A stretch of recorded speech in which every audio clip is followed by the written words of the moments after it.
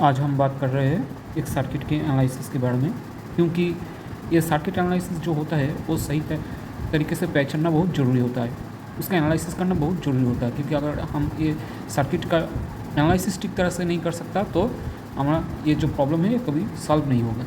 तो यहाँ पर आप देख रहे हो कि एक सर्किट का एक डिज़ाइन दिया हुआ है, एक मैथमेटिक्स एक प्रॉब्लम है जो IIT 97 में आया हुआ है।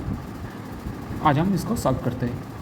देखो यहाँ पर 4 पॉइंट है, ए, यहाँ पर लास्ट जो पॉइंट है वो है बी, यहाँ पर जो पॉइंट है वो है डी, और यहाँ पर लास्ट जो पॉइंट है वो है सी। यहाँ पर ये जो सर्किट है ये ए पॉइंट और ये सी पॉइंट के बीच शॉर्टिंग कर चुका है, ठीक है। और ये बी पॉइंट और ये डी पॉइंट के बीच जो होता है वो भी एक वायर से शॉर्टिंग कर चुका है।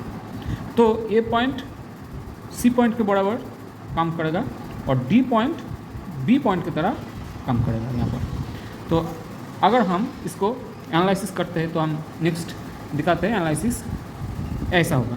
देखो यहाँ पर ए पॉइंट सी पॉइंट की तरह काम कर चुका है और डी पॉइंट जो है वो बी पॉइंट की तरह काम कर चुका है। तो बी और डी एक पॉइंट हम लिया हुआ है और यहाँ पर ए और सी एक पॉइंट लिया हुआ है। तो फिर यहाँ पर देखो ए पॉइंट और ये जो डी पॉइंट है यहाँ पर एक रेजिस्टेंट अटैच है वो है आर। तो ए और डी के बीच में एक आर दे देते हैं। डी और सी पॉइंट के बीच एक रेजिस्टेंस जो होता है डी और C point, D point B की तरह काम करेगा, बी और डी एक ही है और सी और ए एक ही है। तो यहाँ पर जो रेजिस्टेंस लगा हुआ है ये है 2R, तो यहाँ पर 2R दिया हुआ है। और जो ए और सी और बी के बीच एक रेजिस्टेंस है वो भी आर ही है, तो सी और बी के बीच आर दिया हुआ है। तो ये तीनों रेजिस्टेंस का ये जो कॉम्बिनेशन है ये पैरेलल कॉम्बिनेशन बन चुका।